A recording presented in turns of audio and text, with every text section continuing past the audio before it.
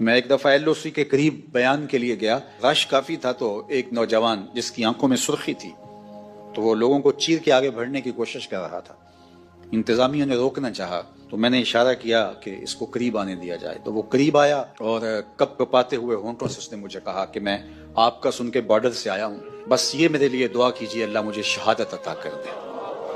جب قوم کے بیٹوں میں یہ جذبہ ہوگا تو دنیا کی کوئی طاقت ہمیں نہیں مٹا سکتی۔ قلت اور کثرت یہ پھر ثانوی حیثیت اختیار کر جاتی ہے۔ کس کے پاس اسلحے زیادہ ہیں، کس کے پاس افرادی قوت زیادہ ہے، معاشی طور پہ کون مضبوط ہے، پوری دنیا کفر کا ہاتھ کس کی پشت پر ہے، یہ چیز ثانوی حیثیت اختیار کر جاتی ہے۔ دیکھا یہ جاتا ہے سینوں میں جذبوں کا طوفان کس کے پاس ہے۔ کروڑوں خداؤں کے ماننے والوں نے ایک خدا کے ماننے والوں پر حملہ کر کے اس وقت موجودہ ملکی صورتحال، باہمی تفرقات اور جو ہماری معاشی حالت اور ابتری ہے اس کو جانچتے ہوئے اس نے سمجھا ہے کہ میں پاکستان کو کھا جاؤں گا۔ کروڑوں خداؤں کے ماننے والوں کو ہم پیغام دیتے ہیں، تم جذبوں کو کبھی شکست نہیں دے سکتے۔ آپ نے کئی دفعہ مودی کی زبان سے رافیل پر اتراتے ہوئے دیکھا ہوگا، بار بار کہتا تھا ہمارے پاس رافیل ہیں، اور اس پہ اس کو ناز تھا۔ رافیل کا نام لیتے اس کی باچھیں کھل جاتی تھی اور وہ رافیل رافیل کرتا پھر رہا تھا، لیکن پھر رافیل کو بھاگنے کے راستے بھی نہیں ملے ہیں۔ وہ ابابیلوں سے ہاتھی مروانا جانتا ہے، وہ رب ہے، وہ احکم الحاکمین ہے۔ اس نے ابرا کے ہاتھیوں کو نیست و نابود کر کے رکھ دیا۔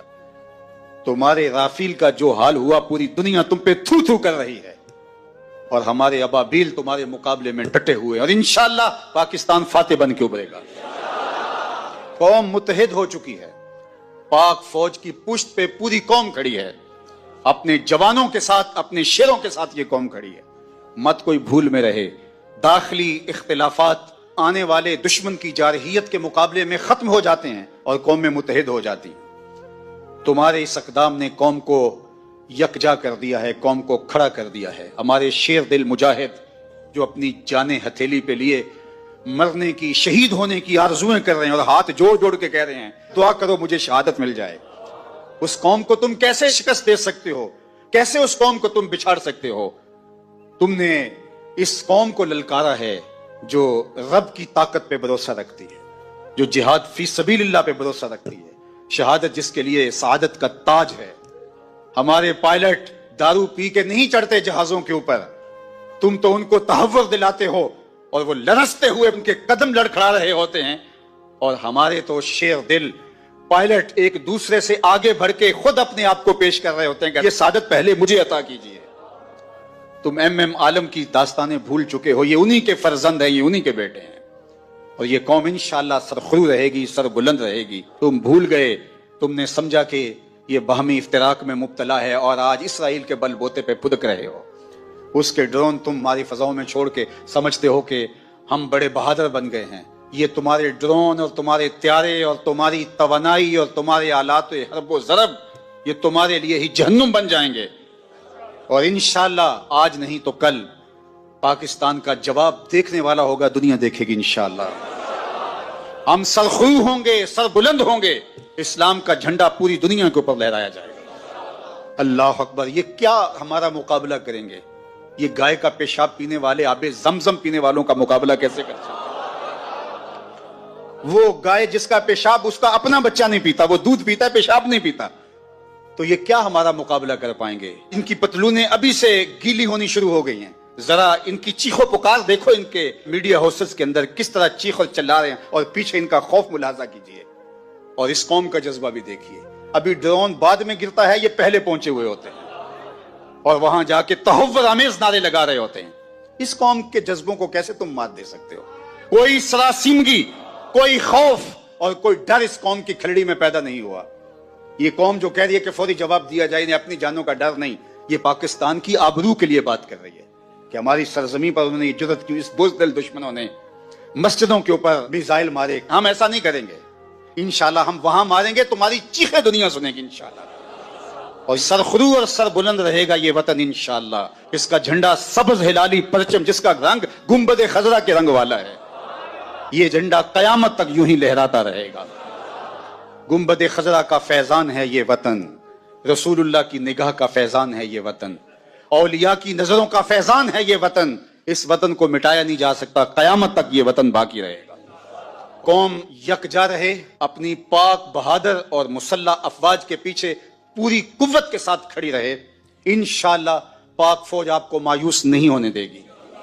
ہمارے مجاہد، ہمارے سپاہی، ہمارے سپہ سالار، ہماری فوج کا ایک ایک فرد سینہ سپر ہے دشمن کے مقابلے میں، اور انشاءاللہ آپ آج نہیں تو کل دیکھیں گے کہ دشمن کو بھاگتے ہوئے راستہ نہیں ملے گا، اور اسلام کا پرچم سر بلند ہو رہا ہوگا، اور پاکستان زندہ باد کے نعرے لگائے جا رہے ہوں گے۔ آئیے میرے ساتھ نعرہ بلند کریں، نعرہ تکبیر، نعرہ رسالت، اسلام، پاکستان، پاک فوج، نعرہ تکبیر، نعرہ تکبیر، کی محمد سے وفا تو نے تو ہم تیرے ہیں، یہ جہاں چیز ہے کیا لوح و قلم تیرے ہیں۔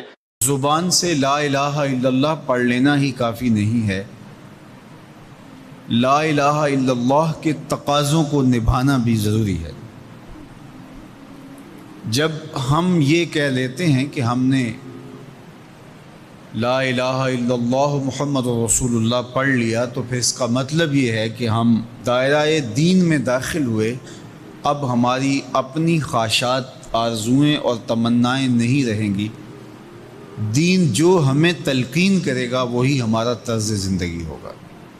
اگر کوئی شخص اللہ اور اس کے رسول کو مانتا ہے لیکن اللہ اور اس کے رسول کی نہیں مانتا، تو پھر اس نے ماننے کا حق ہی ادا نہیں کیا۔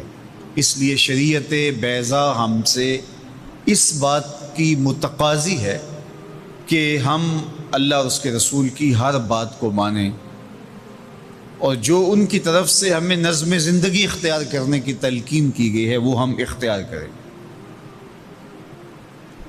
آج SOPs کا تذکرہ ہے۔ مختلف شعبۂ حیات میں جب آپ کسی بھی دائرے میں داخل ہوتے ہیں تو وہاں کے ضوابط کو، وہاں کے قوانین کو فالو کرنا آپ کے اوپر لازم ہوتا ہے۔ آپ شہری ہیں پاکستان کے، لیکن آپ کو کسی ملک میں سفر کرنا ہوتا ہے، تو جتنی دیر تک آپ وہاں رہتے ہیں تو آپ کو قوانین ان کے فالو کرنے ہوتے ہیں، ان کے ضوابط کے مطابق آپ کو وقت گزارنا ہوتا ہے۔ تو یہ بات اچھی طرح سے ذہن میں رکھیے گا کہ اسلام صرف اعتقادات کا نام ہی نہیں ہے، بلکہ یہ ہماری مکمل معاشرتی زندگی، ہماری مکمل اقتصادی زندگی، ہماری اخلاقی اقدار، ہماری تقویم، ہمارے رسوم و رواج، طرز معاشرت، ایک ایک چیز میں اسلام کامل، اکمل اور مکمل رہنمائی دیتا ہے۔ تو جب ہم ایمان کی دولت سے مالا مال ہو گئے تو پھر اسلام کے دیے ہوئے ضابطے کو ہمیں حرف بحرف پورا کرنا پڑے گا۔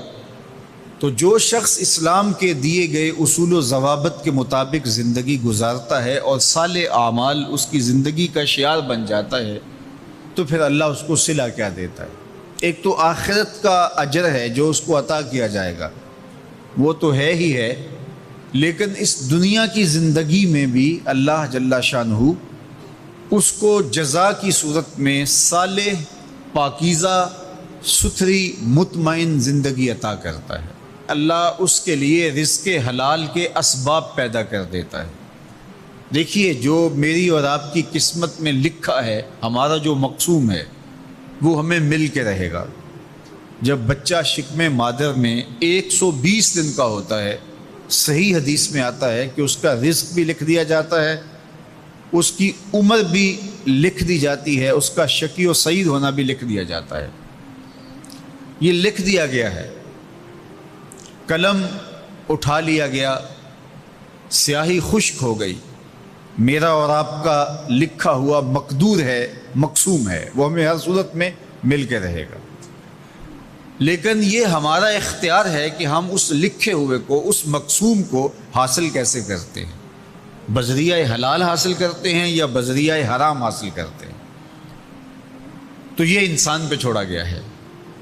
لیکن جو شخص اچھے اعمال کے ذریعے سے اپنے رب کی رضا جوئی میں لگا رہتا ہے تو اللہ اس کے مقصوم کو اس تک حلال ذرائع سے پہنچاتا ہے، اس کو اس کی توفیق نصیب کر دیتا ہے کہ وہ حرام کی طرف نظر بھی اٹھا کر نہیں دیکھتا اور وہ حلال رزق اختیار کرتا ہے۔ تو جو اچھے اعمال کرنے لگتا ہے اللہ اس کے لیے ایسے راہ کشادہ کر دیتا ہے کہ اس کو نیکی کی توفیق دیتا ہے اور گناہوں سے اس کو محفوظ رکھتا ہے، اس کے لیے اسباب مہیا کر دیتا ہے۔ اللہ کے محبوب علیہ السلام نے ارشاد فرمایا اذا اراد اللہ بعبد خیرا اصلہ، جب اللہ کسی شخص کی بھلائی کا ارادہ کرتا ہے تو اس کو شہد کی طرح میٹھا اور مرغوب بنا دیتا ہے۔ صحابہ نے پوچھا یا رسول اللہ صلی اللہ علیہ وسلم وکیف اصلہ، اللہ اس کو کس طرح میٹھا کر دیتا ہے، کس طرح مرغوب بنا دیتا ہے؟ تو اللہ کے محبوب علیہ السلام نے ارشاد فرمایا کہ اللہ مرنے سے قبل اس کو اچھے اعمال کی توفیق نوازتا ہے اور پھر فرمایا فَيَقْبِضُهُ عَلَيْهِ، اور وہ نیکیاں کرنے لگ جاتا ہے کہ اللہ اس کی روح قبض کرتا ہے۔ تو جو نیک اعمال کرتا ہے اللہ اس کے لیے پھر آسانیاں مزید پیدا کر دیتا ہے۔ تو یہ صلہ ہے صالح اعمال بجا لانے کا۔ اللہ کے محبوب علیہ السلام نے ایک بڑی خوبصورت بات ارشاد فرمائی، ذرا سنیے اور اس کا لطف لیجئے اور حضور کے دیے گئے اس وعدے پہ دل کے قرار کا سامان کیجئے۔ اللہ کے محبوب علیہ السلام نے ارشاد فرمایا کہ من یکفر لی اللہ یسأل الناس شیئا، جو شخص مجھے اس بات کی ضمانت دے کہ وہ اللہ کے علاوہ کبھی بھی کسی سے کوئی سوال نہیں کرے گا، جب بھی کوئی مشکل ہوئی، جب بھی تکلیف ہوئی تو وہ سوال مالک کی دہلیز پہ کرے گا، وہ مصلی بچھائے گا اور رب سے کہے گا میرا مسئلہ یہ ہے۔ جو شخص مجھے یہ ضمانت دے کہ وہ اللہ کی دہلیز پہ اپنے سوال رکھے گا، اللہ کے علاوہ کسی سے نہیں کہے گا، اللہ کے محبوب فرماتے ہیں اتکفل لہ بالجنہ، میں اس کو جنت کی ضمانت دیتا ہوں۔ اور یہ روایت حضرت ثوبان رضی اللہ تعالی عنہ سے مروی ہے۔ حضرت ثوبان نے جب حضور سے یہ فرمان سنا تو انہوں نے کہا حضور میں ضمانت دیتا ہوں، میں زندگی بھر اللہ کے علاوہ کسی سے سوال نہیں کروں گا۔ اور صحابہ نے پھر اس پہ عمل کر کے دکھایا۔ صحابی کا کوڑا گرتا ہے اور وہ بھی گھوڑے سے نیچے اتر کے خود اٹھاتا ہے۔ کہا جاتا ہے جناب آپ نے کہہ دیا ہوتا ہم اٹھا کے دے دیتے۔ کہا نہیں، ہم نے حضور سے عہد کیا تھا کہ اللہ کے علاوہ کسی سے سوال نہیں کریں گے۔ تو انہوں نے اتنا لحاظ رکھا اور اپنے وعدے کی پاسداری اس انداز سے بھی کی۔ تو یہ ہے وہ دولت جو کسی بندے کو اللہ صالح اعمال کے نتیجے میں عطا کرتا ہے۔ حضرت حسن بصری رضی اللہ تعالیٰ عنہ فرماتے ہیں کہ یہ کسی شخص کا ضعیف یقین ہے کہ جو اس کے پاس موجود ہے اس پر اس کو اعتماد ہے، اور اس کا جو حصہ اللہ کے پاس موجود ہے اس پر اس کو اعتماد نہیں ہے۔ دیکھیے ایک شخص کے پاس کچھ پیسے موجود ہوں، اس کی جیب میں ہے، اس کے لاکر میں ہے، گھر میں ہے، اور ایک وہ اس کا مال ہے جو بینک میں پڑا ہوا ہے۔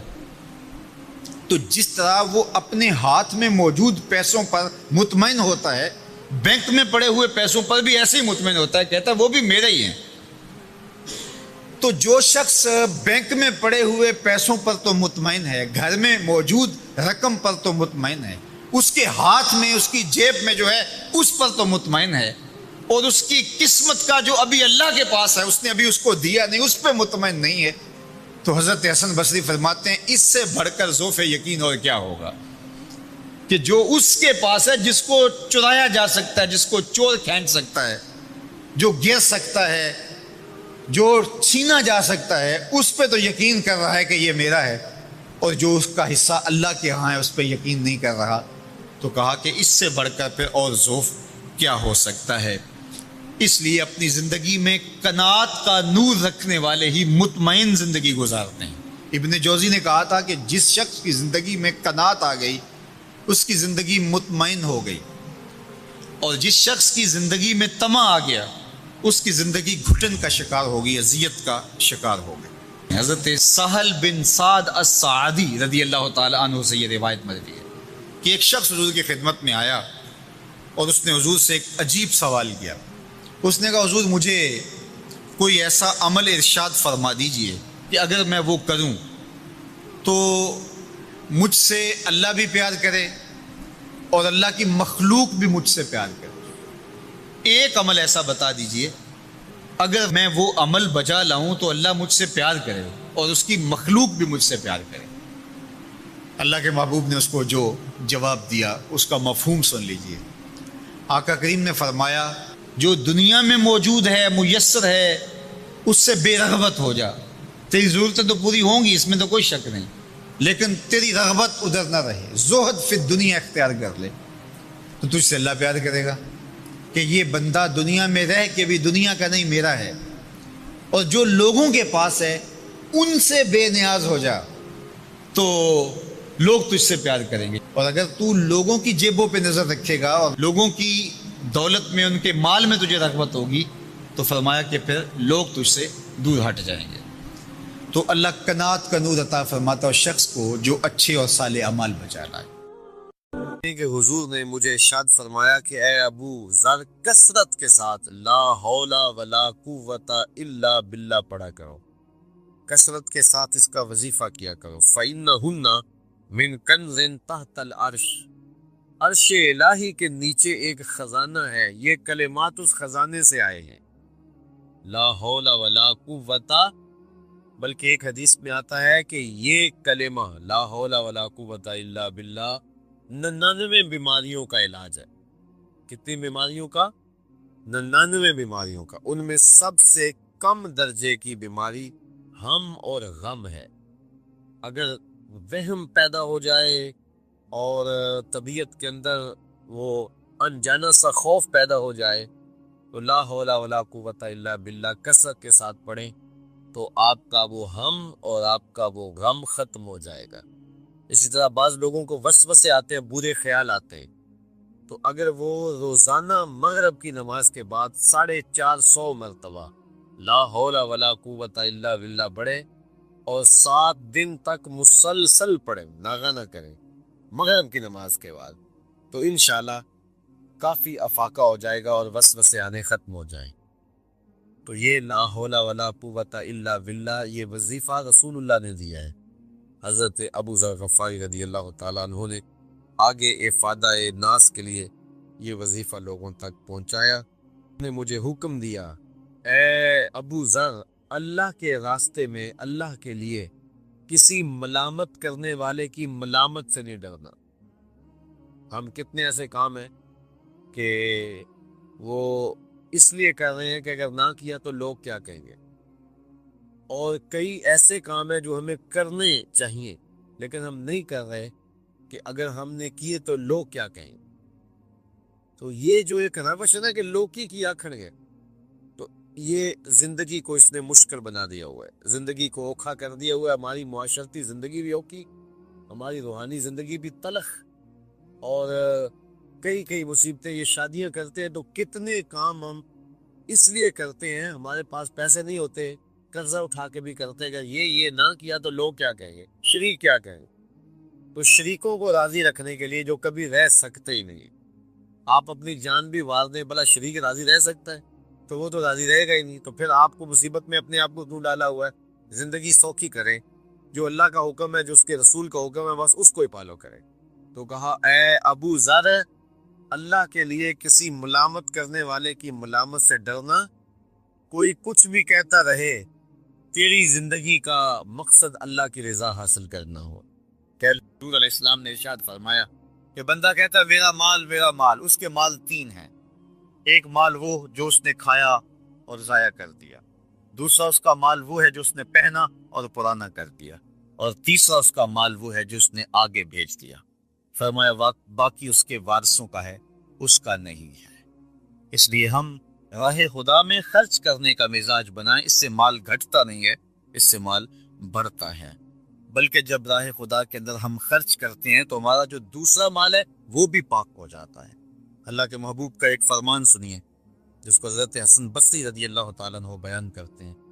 حسنوا اموالکم بالزکاۃ وداووا مرداکم بالصدقہ واستقبلوا امواج البلاء بالدعاء والتضرع. فرمایا کہ اپنے مال کو، اپنے اموال کو زکوٰۃ سے پاک کرو اور اپنے مریضوں کا علاج صدقے سے کرو، اور جب مصیبتیں اور بلائیں تمہارا رخ کریں تو پھر دعا سے اور اللہ کے حضور زاری سے اللہ کی مدد چاہو۔ آج ہم صدقے کا مزاج بہت کم کر چکے ہیں۔ کسی زمانے میں ایسا ہوتا تھا کہ جب کوئی بیمار ہوتا تھا تو سب سے پہلا کام لوگ یہ کرتے تھے کہ صدقہ دیا کرتے تھے، ڈاکٹر کے پاس پھر جایا کرتے تھے، حکیم کے پاس پھر جایا کرتے تھے، سب سے پہلے اس کی جان کا صدقہ دیا کرتے تھے۔ صدقہ قضا کو بدل دیتا ہے، تقدیر کو بدل دیتا ہے۔ صدقہ سے اپنے مریضوں کا علاج کرو۔ اصل ڈاکٹر کے پاس جانا، علاج کروانا سنت ہے، اس کی ممانعت نہیں ہے، لیکن یہ بات ہمیشہ ذہن میں رکھیے گا کہ ڈاکٹر کے پاس دوا ہے، شفا نہیں ہے، شفا اللہ کے دستے کرم میں ہے۔ اس لیے جب بھی بیمار ہو جاؤ تو پہلے صدقہ کرو اور پھر ڈاکٹر کے پاس جاؤ، اللہ اس صدقے کی برکت سے ڈاکٹر کی دوا میں شفا رکھ دے گا، کیونکہ شفا تو اس کے حکم میں ہے نا، چیزوں میں تو شفا نہیں ہے، وہ تو اس نے حکم جہاں دے دیا وہاں شفا ہے۔ حضرت موسیٰ علیہ السلام کے پیٹ میں درد کا احساس ہوتا ہے تو کوہ طور پہ چلے گئے، کیسے جلیل القدر نبی تھے، اللہ سے ڈائریکٹ رابطے تھے، اور جا کے کہا مالک میرے پیٹ میں درد ہو رہا ہے۔ اللہ اکبر۔ گھر کے نجی معاملے بھی رب سے ڈسکس کرتے تھے، اور کوئی جو ہے وہ ایسی چیز ہوتی وہ بھی رب سے ہی عرض کرتے تھے۔ کہا میرے مالک میرے پیٹ میں درد کا احساس ہو رہا ہے، دوائی کی پوری لینی ہے تو وہ بھی جا کے کوہ طور سے رب سے ہی لیتے تھے۔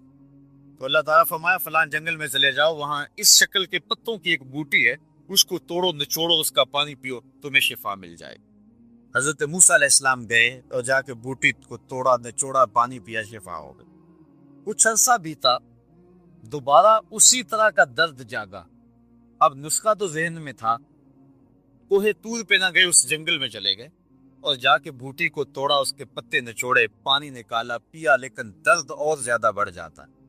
پھر دوبارہ آئے کوہ طور پہ، کہا مالک میں نے اسی درد پہ دوبارہ وہی بوٹی کا پانی پیا ہے لیکن درد بڑھ گیا ہے۔ کہا موسیٰ اب جو آئے ہو کوہ طور پہ پہلے ہی آ جاتے۔ تو عرض کی مالک بوٹی بھی وہی اور درد بھی وہی۔ فرمایا سب کچھ وہی ہے، لیکن پہلے میرا حکم تھا، اب میرا حکم ساتھ شامل نہیں تھا۔ شفا بوٹے میں نہیں رکھی، شفا تو میرے حکم میں رکھی ہوئی ہے۔ اس لیے ڈاکٹر کے پاس جاؤ، حکیم کے پاس جاؤ، لیکن شفا اللہ سے مانگو، کہ شفا ہمیں دینے والا وہ ہے، وہ ایک وسیلہ ہے، ایک ظاہری طریقہ ہے۔ حضور علیہ الصلوۃ والسلام، اللہ اکبر، کیا خوبصورت ارشاد فرما رہے ہیں، حسنوا اموالکم بالزکوٰۃ، اپنے اموال کو زکوٰۃ سے پاک کرو، داوو مرداکم بالصدقہ، اور اپنے مریضوں کا علاج صدقے سے کرو، واستقبلوا امواج البلاء بالدعاء والتضرع، جب مصیبتوں اور اذیتوں کے طوفان تمہارے طرف منہ کھولے ہوئے آئیں تو اس وقت اللہ سے آہوزاری کرو، اللہ کے حضور دعا کرو، التجا کرو اور اللہ سے مدد مانگو۔ وہ بلاؤں کے رخ کو موڑ دے گا، وہ مصیبتوں کے رخ کو پلٹ دے گا تمہاری جانب۔ لیکن جب تم یہ مزاج نہیں رکھو گے تو مصیبتوں پر مصیبتیں آتی رہیں گی۔ اللہ تعالیٰ نے اتنی نعمتیں عطا کی ہیں کہ اگر وہ ان کا احساس کر لے تو کبھی بھی ناشکری اس کے انداز سے، رویے سے اور اس کی طرز زندگی سے ظاہر نہ ہو، بلکہ اس کا سانس سانس جو ہے وہ اللہ کا شکر کرے، اللہ کی تقدیس کے گیت گائے۔ لیکن یہ انسان ناشکرہ ہے۔ وَإِنَّهُ عَلَى ذَلِكَ لَشَهِيدٌ، اس پر اسے کوئی خارج سے گواہی کی ضرورت نہیں ہے، وہ خود اس پہ گواہ ہے، اسے خود پتا ہے کہ میں کتنا ناشکر۔ ذرا اندر اتر کے دیکھے تو اس نے کیا اس کی نعمتوں کا شکر ادا کیا ہے؟ اس کی کتنی بڑی نعمتیں ہیں حضرت انسان کو۔ انسان غور کرے، تدبر کرے۔ میں کئی دفعہ یہ بات بتا چکا ہوں، میرا ایک ملنے والا ہے، پیر بھائی ہے، تو اس کو مسئلہ کیا ہے کہ یہ جو منہ میں لعاب آتا ہے اس کی مقدار کم ہے۔ تو بنیادی طور پہ وہ لیکچرار ہے، تو اس نے روز جو ہے وہ طلباء کو لیکچر دینا ہوتا ہے، تو 15 منٹ نہیں بول پاتا کہ منہ خشک ہو جاتا ہے۔ اب ہم نے کبھی اس کو نعمت سمجھا؟ یہ جو منہ میں لعاب آتا ہے، ہم کہتے ہیں کہ یہ ایک مصیبت ہے، تھوکتے رہتے ہیں، لیکن اگر اس کی مقدار کم ہو تو زندگی اوکھی ہو جائے۔ یہ نظام انہضام پہ بھی اثر انداز ہوتا ہے، اور پھر اس کی بینائی بھی کمزور ہو گئی، ایک آنکھ کی بینائی تو بالکل ختم ہو گئی۔ دعوت سے دامن اسلام میں داخل ہوتے ہیں۔ ان کے چچا نے انہیں کچی کھال میں لپیٹ کر کے دھونیاں دی کہ اسلام سے منحرف ہو جاؤ، لیکن حضرت عثمان بن عفان ڈٹے رہے اور استقامت کے ساتھ اسلام پر گامزن رہے، اور اللہ نے ان کو پھر جو شانیں دیں، حضرت آدم علیہ السلام سے لے کر حضور علیہ السلام کے دور تک کبھی ایسا نہیں ہوا کہ کسی کے نکاح میں کسی نبی کی 2 صاحبزادیاں آئی۔ یہ اعزاز صرف حضرت عثمان غنی کو نصیب ہوا رضی اللہ تعالی عنہ۔ حضور کی 2 شہزادیاں حضرت عثمان غنی کے نکاح میں آئیں، یکے بعد دیگرے، تو اس وجہ سے انہیں ذوالنورین، 2 نوروں والا کہا جاتا ہے۔ اللہ تعالیٰ نے حضرت عثمان غنی کے مال سے اس امت کو بہت تقویت عطا کی۔ تحریک اسلام کے لیے جن لوگوں نے مالی وسائل پیش کیے، ان میں نمایاں نام حضرت سیدنا عثمان غنی رضی اللہ تعالی عنہ کا ہے۔ آقا کریم